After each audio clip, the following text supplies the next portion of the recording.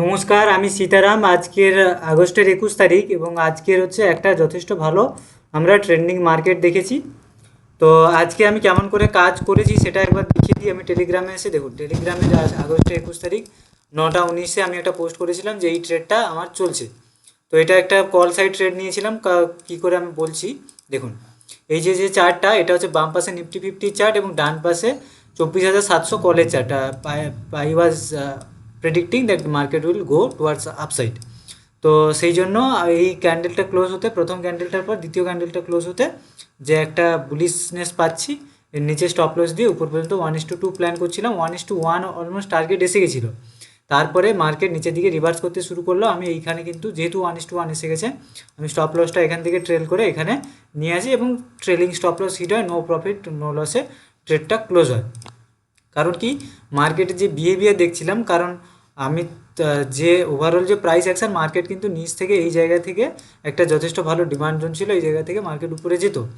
তো সেই জন্য প্রথমে নিয়েছিলাম। তো এন্ট্রিটা একটু আগে হয়ে গেছে, একটু পরে করা উচিত ছিল। যাই হোক, তো দেখুন, প্রফিট হলে সব কিছু ঠিক হয়, লস হলে সব কিছুই ভুল হয়। যাই হোক, এখানে আমাদের নো প্রফিট নো লস, এখানে ট্রেডটা ক্লোজ হয়েছে। এবারে এরপরে কি, এরপরে দেখুন এখানে আমি পোস্ট করেছিলাম যে নো প্রফিট নো লসে ক্লোজ হয়েছে। তারপরেই কিছুক্ষণের পরে যখন সঠিক জায়গাতে আসে, দেখুন এই জায়গাতে আগেরবার ট্রেডটা নিয়েছিলাম, এটাও 1 মিনিটের। এই জায়গাতে আগেরবার ট্রেডটা নিয়েছিলাম, কিন্তু তারপরে যখন এসে এই প্রপার ডিমান্ড জোনে মার্কেট সাস্টেন করে, এখান থেকে কিন্তু একটা বুলিশ ট্রেড নিই এবং অলমোস্ট 10.5 পয়েন্টের মতো এসএল ছিল, স্টপ লস ছিল।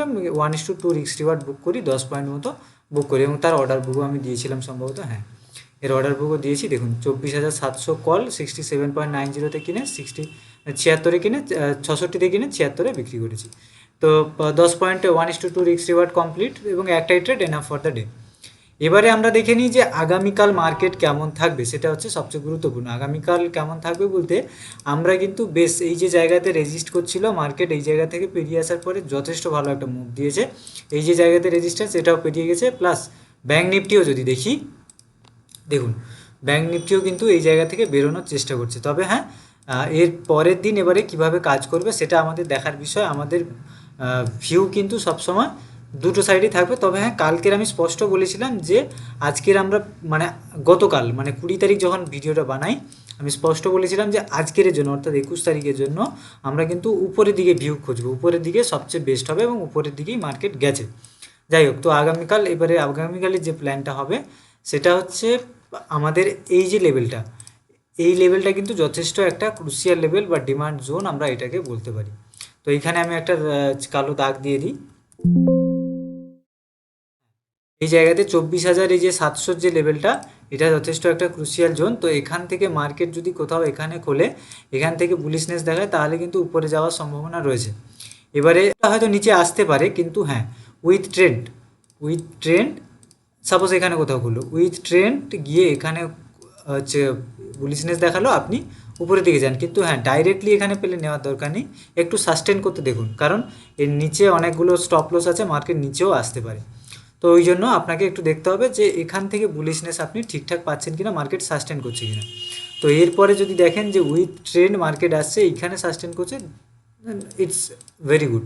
কিন্তু এইখানে যদি মার্কেট কোথাও খুলে যায় হঠাৎ করে, তো আবারও নিচে আসতে পারে, নিচে এসে আবার উপরে আসতে পারে, এটা হতে পারে।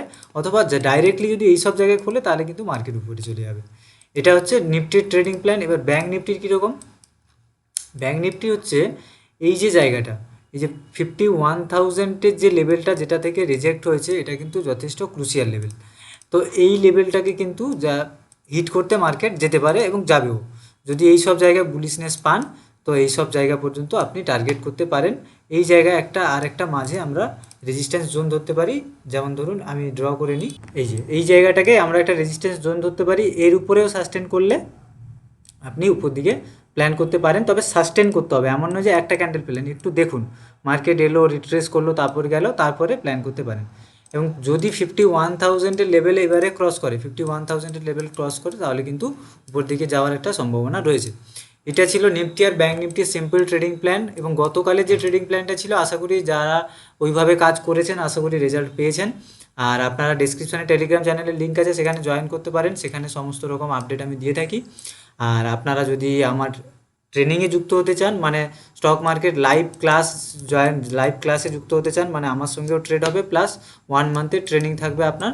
তো সেটার জন্য এইখানে যে আপনার স্ক্রিনে দেওয়া নাম্বার, সেখানে হোয়াটসঅ্যাপ করুন বা কল করুন, আপনাকে তথ্য দিয়ে দেওয়া হবে।